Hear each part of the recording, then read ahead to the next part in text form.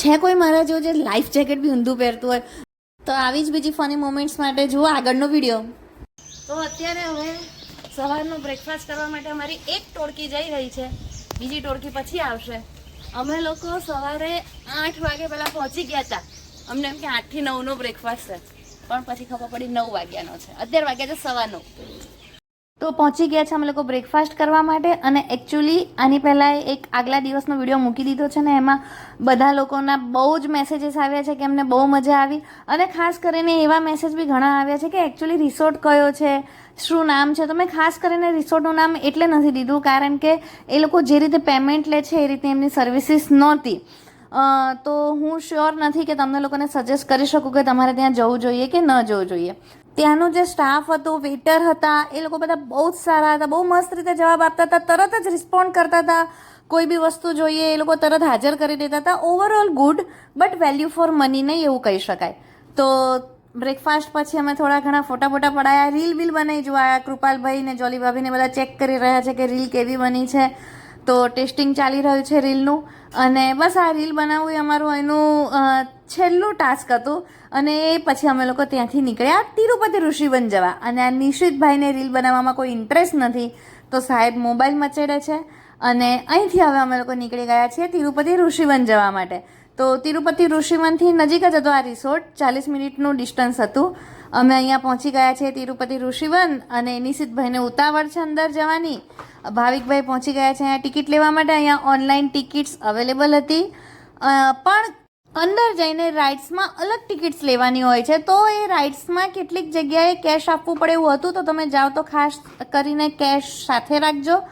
આ નિશિતભાઈ જોઈ રહ્યા છે કે એમને કઈ કઈ રાઇડ્સમાં બેસવાનું છે અને કઈ કઈ રાઇડ સ્કીપ કરવાની છે. તમે બી એકવાર જોઈ લો, ફોટો મૂક્યો છે. ફાઇનલી અમે લોકો ટિકિટ ચેક કરાવીને અંદર પહોંચી ગયા છે. ને આજે મેં આગળ બતાવ્યું હતું એ કે લાઈફ જેકેટ જ ઊંધું પહેરી લીધું. પેલા ભાઈ બી ત્યાં હસવા લાગ્યા હતા. ફાઇનલી લાઈફ જેકેટ સીધું કરી લીધું છે. અને હવે અમે લોકો જઈ રહ્યા છે બોટિંગ કરવા માટે. આ લોકો લાઈફ જેકેટ પહેરાવે છે, બટ પાણી ઊંડું નથી, કંઈક 3 ફૂટનું કે એટલું જ છે. But safety first. આ અમે કરી રહ્યા છીએ બોટિંગ. નજારો એકદમ સુંદર છે, વચ્ચે સરસ મજાનો ફુવારો આવી રહ્યો છે. અને એના પછી અમે લોકો બેઠા આ ટ્રેનમાં. તો આ ટ્રેન એકચ્યુઅલી છે નાના બાળકો માટેની, બટ બધા બેસી શકે એવું હતું. તો અમે બધા પણ બેઠા. એક ફેમિલી ટૂર થઈ ગઈ તો એક ફેમિલી ટ્રેન ટ્રીપ બી થઈ જાય. જો આ ભાવિક બી વિડીયો લે છે ને સામે ભાભી પણ વિડીયો લે છે. બંને જણા સામ સામે એકબીજાના વિડીયો લે છે. આ તિરુપતિ ઋષિવનની જે ટ્રેન છે તમને આવી રીતે લેકની આજુબાજુ ફેરવે છે. અમે લોકો એકચ્યુઅલી અહીંયા બીજી વખત ગયા. પહેલાં એક વખત અમારા ઓફિસ ફ્રેન્ડ્સ જોડે ગયા હતા, તો ત્યારે બીજી કેટલીક રાઇડ્સ કરી હતી, જેમ કે ઝીપ લાઇન છે, સાયકલિંગવાળી ઝીપ લાઇન છે. એ બધી આ વખતે અમે સ્કીપ કરી હતી કારણ કે એમાં કોઈને ઇન્ટરેસ્ટ નહોતો.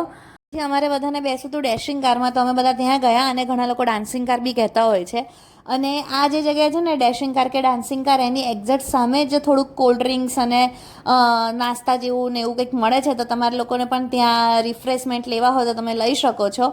આ ડાન્સિંગ કારની બાજુમાં જ હતું એકદમ નાના બચ્ચા માટેનું ચકડોળ. તો યથિકાબેન એમાં બેઠા છે. અને હવે આ ચકડોળમાંથી ઉતર્યા પછી અમે લોકો ગયા છે થોડા ઘણા નાસ્તા પાણી કરવા માટે. આઈસ્ક્રીમ ખાધો. અને બસ અહીંયા થોડા ફ્રેશ થયા પછી પાછા આગળ નીકળ્યા છીએ. તો એમાં પણ પાછી નાની એવી એક રાઈડ આવી. તો એ રાઈડમાં નિશિતભાઈ યથિકાબેનને બેસવામાં મદદ કરી રહ્યો છે. નિશિત એટલે કોઈ બી રાઈડ ના છોડે એવો માણસ. એ એની નાની બેનને ટ્રેન કરી રહ્યો છે કે રાઇડ્સમાં કઈ રીતે બેસવાનું ને કઈ રીતે એન્જોય કરવાનું. તો યથિકાબેન બેઠા છે વિમાનમાં. અને આ ભાઈએ તો વિમાન એટલું ચાલુ રાખ્યું, છેલ્લે અમારે કહેવું પડે કે બસ બસ હવે એને એન્જોય કરી લીધું, હવે એને ઉતારો. અને પછી ત્યાંથી હવે અમે આગળ ચાલતા જઈ રહ્યા છીએ બીજી બધી રાઇડ્સ તરફ. તો રસ્તામાં આવી ગઈ છે બુલ રાઈડ. આ બધા લોકો રેડી થઈ ગયા છે નિશિતને જોવા માટે. અને નિશિત ચડી ગયો છે બુલ ઉપર. નિશિત આમાં બહુ લાંબુ ટક્યો તો 3 થી 4 મિનિટ. એટલે હું ફાસ્ટ ફોરવર્ડ કરીને આ વિડીયોને જવા દઉં છું. આમાં તમારે એકદમ પગ ટેકવી લેવાના અને બુલના દોરડાને પકડી લેવાનું. અને જો પાછા પડી જાઓ તો નિશિતની જેમ પાછા ચડી જવાનું, તો તમે લાંબા સુધી ટકી શકો છો. તો નિશિતે બરાબરના પૈસા વસૂલ કર્યા અહીંયા 3 થી 4 મિનિટ બુલ ઉપર ટકીને. અને પછી યથિકાબેન અને શ્રેયભાઈ એ બંને જણાએ થોડી ઘણી મજા કરી અહીંયા. એ લોકોએ એમનું જમ્પિંગ બનાવી દીધું ને એ બંને જણાએ અહીંયા પોતાની મજા કરી. પછી અમે લોકો ત્યાંથી આગળ વધ્યા ડર્ટ બાઇક તરફ, એટલે કે અહીંયા રેતીમાં આ રીતનું બાઇક ચલાવવાનું હોય. નાના બચ્ચાઓ માટે નાનું બાઇક હોય છે ને મોટા લોકો માટે મોટું બાઇક હોય છે. તો આ નિશુએ નાનું બાઇક ચલાવ્યું અને કૃપાલભાઈએ મોટું બાઇક ચલાવ્યું.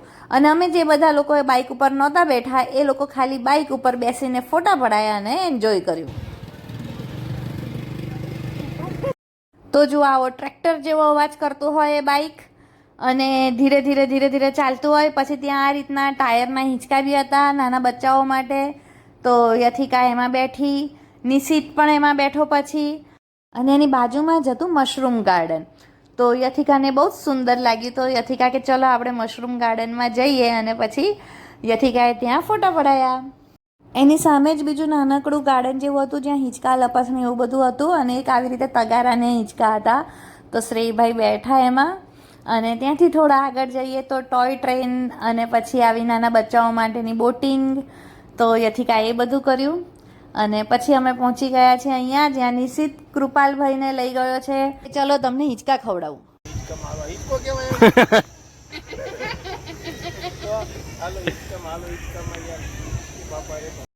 આ કૃપાલભાઈ ખાલી હાવ ઊભો કરે છે, બાકી આનાથી બી વધારે ખતરનાક રાઇડ્સમાં બેઠેલા છે. એમને જરા બી બીક લાગતી નથી. બસ તો પછી આ હિંચકા ખાધા એ લોકોએ, અને પછી અમે ત્યાંથી આગળ વધ્યા બીજી રાઈડમાં. હા, અમે બધા પલળી ગયા. હવે રાઈડમાં જઈને આયા, અને હવે સેમ રાઈડમાં કૃપાલભાઈ જઈ રહ્યા છે. અમે બધા હતા રાઈડમાં, તો અમે વિડીયો ના લઈ શક્યા, પણ હવે કૃપાલભાઈ અલગથી જાય છે, તો તમને એમનો વિડીયો બતાવવામાં આવશે. જો સાહેબ પહેલા બેસી ગયા છે. તો આ મારી one of the most favourite ride છે, કારણ કે આમાં બહુ બીક લાગતી નથી, અને ગોળ ગોળ ફેરવતા નથી તો ચક્કર આવતા નથી. હા, મને મોશન સિકનેસ છે. જે લોકોને ચક્કર આવતા હોય એ લોકો આ રાઈડમાં બેસી શકે છે અને એન્જોય કરી શકે છે. બસ હવે અહીંયા ડિસ્કશન થઈ રહ્યું છે કે આ રાઈડમાં કોણ કોણ બેસશે, અને છેલ્લે ફાઇનલ થયું કે ખાલી નિશિત અને કૃપાલભાઈ બેસશે. અને એ બંને જણા માટે રાઈડ ચાલુ કરવામાં આવી હતી, ને એ બંને જણા ગોઠવાઈ ગયા છે. અને એ બંનેને તો આ રાઈડમાં બી કંઈ લાગતું નથી. બે જણા શાંતિથી બેઠા છે ને અંદર બેઠા બેઠા વાતો કરે છે. એ લોકોને કંઈ બીક કે ચક્કર એવું કંઈ છે નહીં. હવે અમે almost middle of the Tirupati Rishivan છીએ ને અમે બહાર નીકળી રહ્યા છીએ. તો રસ્તામાં આવ્યું આ વોટર પાર્ક, ત્યાં અમે ગયા નહોતા. ત્યાં અંદર જવાના પણ અલગ ચાર્જિસ છે. તિરુપતિ ઋષિવનમાં અંદરની એન્ટ્રી ટિકિટ તો છે જ, અને પછી દરેક રાઈડમાં બેસવાના અલગ અલગ ચાર્જિસ છે. હવે અમને લોકોને લાગી છે ભૂખ, તો અમે પહોંચી ગયા છે એવી જગ્યાએ જ્યાં બહુ જ બધા ઓપ્શન્સ છે. અહીંયા તમને બહુ બધા 5-6 સ્ટોલ મળી જશે ખાવા પીવાના. અને અમે અહીંયા ખાધી મેગી, અને મેગી ખાધા પછી સરસ મજાના બ્રિજ ઉપર થઈને અમે લોકો નીકળી ગયા છીએ બહારની સાઈડ. અને હજી અમારા લોકોને બાકી છે એક વસ્તુ, ગો કાર્ટિંગ કરવું છે. ફાઇનલી અમે ઓલમોસ્ટ ત્યાં ટ્રીપના અંતે આવ્યા છીએ. શું કહેવું છે તમારું? બહુ જ થાકી ગયા છીએ, પણ બહુ મજા આવી. કૃપાલભાઈને તો ગરમી જ લાગી ગઈ છે. હું તો ગરમીથી કંટાળી ગયો છું. હવે તો હવે મારે છે ને કેરીનો રસ પીવા મળે ને એમને તો બહુ શાંતિ થઈ જાય. પેલો કેરીનો રસ ગોતવાનો છે. નિશિત, તારો ગોલ શું છે? બાકી છે તો નિશિત એના ગોલ પ્રમાણે ગો કાર્ટમાં બેસી ગયો છે અને એને કાર્ટિંગ કરી લીધું છે. અને બસ આ જ રીતે અમે અમારી છેલ્લી રાઈડ એન્જોય કરી, અને પછી અમે લોકો ત્યાંથી બહાર નીકળ્યા. અહીંયા જાંબુના ઝાડ હતા, તો કૃપાલભાઈએ જાંબુ વીણ્યા, પછી શ્રેયભાઈએ જાંબુ ખાધા. તમે લોકો મને કમેન્ટ કરીને જણાવજો કે તમે લોકો તિરુપતિ ઋષિવન ગયા છો કે નહીં. આ સારી જગ્યા છે, જવાય એવી જગ્યા છે, બટ જ્યારે વેકેશન હોય ત્યારે ના જવાય, કારણ કે ત્યાં સિક્યોરિટી ગાર્ડ સાથે મારે વાત થઈ તો એ લોકો કહેતા હતા કે વેકેશનમાં બહુ જ ભીડ હતી ને દરેક રાઈડમાં બેસવા માટે વેઇટિંગ ને એવું બધું હતું. અમારે ક્યાંય કે રાઈડમાં બેસવા માટે વેઇટિંગની કે એવી જરૂર પડી નહોતી. હા, કદાચ હોઈ શકે 2-3 મિનિટનું વેઇટિંગ, બટ એ નોમિનલ છે. તો એકંદરે અમને મજા આવી. ફાઇનલી અમારી તિરુપતિ ઋષિવનની ટ્રીપ પૂરી થઈ છે, અને ઓલમોસ્ટ અમારો આ કેન્ડી પૂરો થવા આવ્યો છે. હવે બસ ખાલી ક્યાંક ડિનર લઈશું. નિશિત હેપી?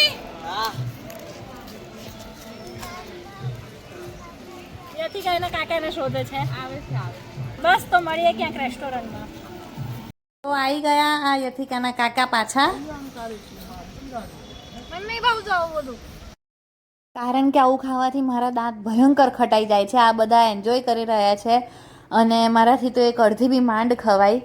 બસ તો આવી જ બધી મજા કરી હતી અમે લોકોએ 2 દિવસ. આગલા દિવસે રિસોર્ટમાં અને બીજા દિવસે તિરુપતિ ઋષિવનમાં. આગળનો વિડીયો ના જોયો હોય તો અપલોડ થઈ ગયો છે યુટ્યુબ ચેનલ ઉપર. રિસોર્ટનો વિડીયો આખો જોઈ લેજો.